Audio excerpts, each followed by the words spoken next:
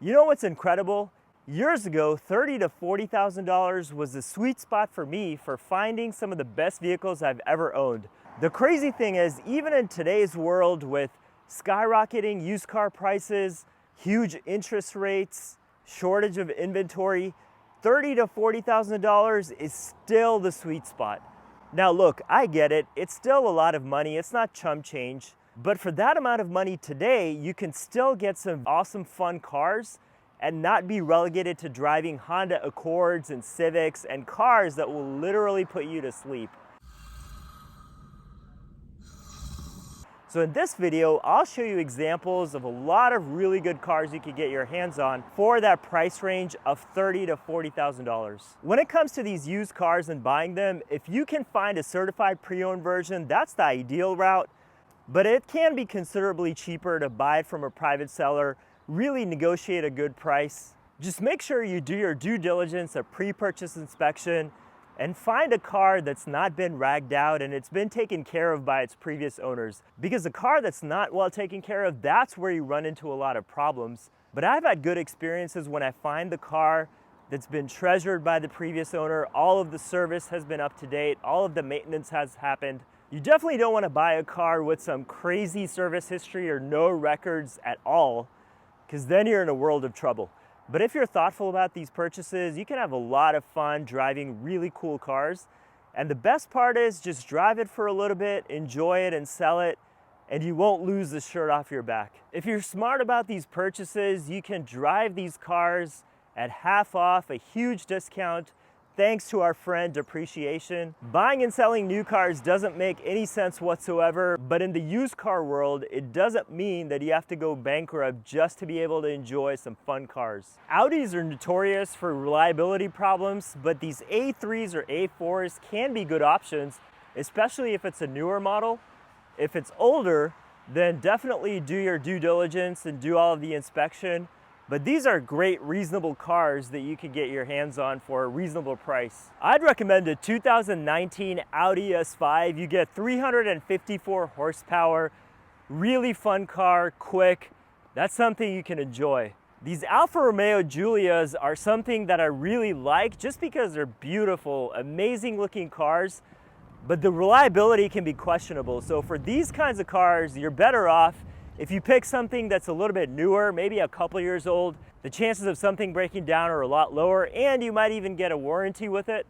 So a 2020 Giulia is something that I recommend, and it would still fall within that price range. A 2020 Alfa Romeo Giulia you could actually get for under $30,000, and it would be a really cool car to have for that price. And on top of that, you get a warranty with it that you can use for the remainder of the life. Used BMWs are always a great option. You can pick a used 640i or a 330. Just make sure you buy a good example of one that's been taken care of. I've owned many BMWs, many used ones, and they've been fine. Some little things might go wrong here and there.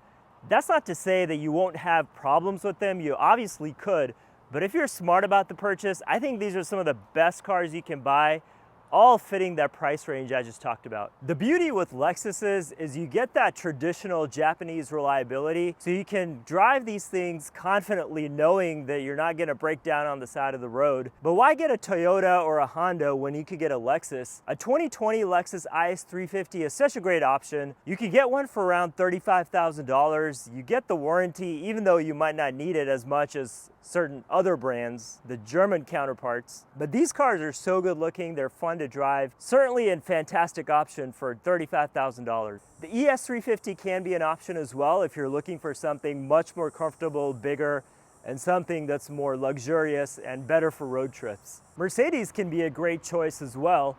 My personal preference is to get a BMW over a used Mercedes, say C300.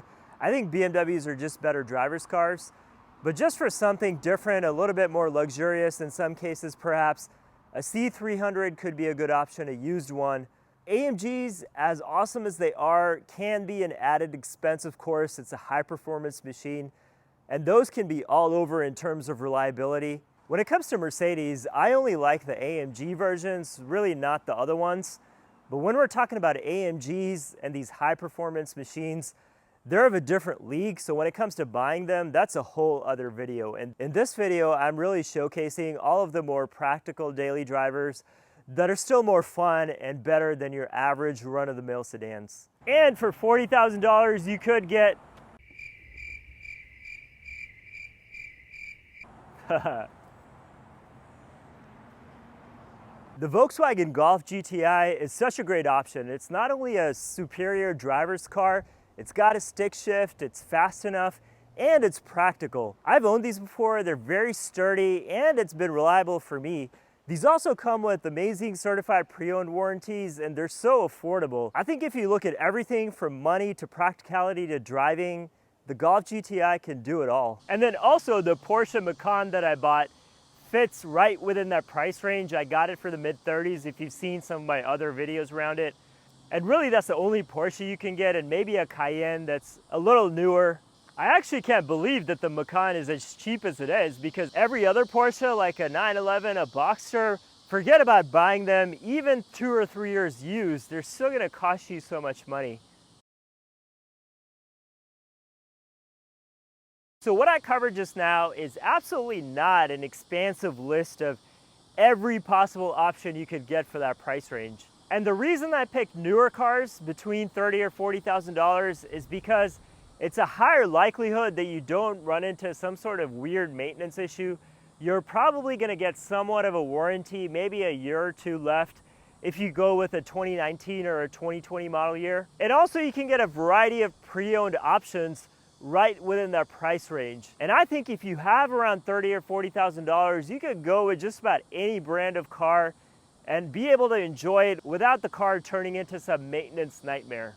You'll notice that I purposely left out a car like this that I bought, this E39 M5, which I've had for a couple weeks now, because buying cars like this is a whole different animal. It takes so much more work to find just the right model, because these things can be absolute money pits if you're not careful. They don't come with warranties. Forget about something like this being a certified pre-owned. With cars like this, you're completely on your own. But if maintenance is not something you want to worry about, then stick with like a newer car. All of these examples that I showed you and much more, and those will be hassle-free, headache-free. And the best part is you get to enjoy it for a couple of years and sell it. So you're getting the best of both worlds. You're buying them at a huge discount because they're not new, and when you sell them, you can get a lot of your money back. And so really it turns out to be a few $100s a month where you're driving around in a car like a Lexus, a BMW, or Audi, or Mercedes, or just pick your brand. You don't just have to stick with a Honda or a Toyota or a Kia. You could actually get something nicer and just be extremely happy with it.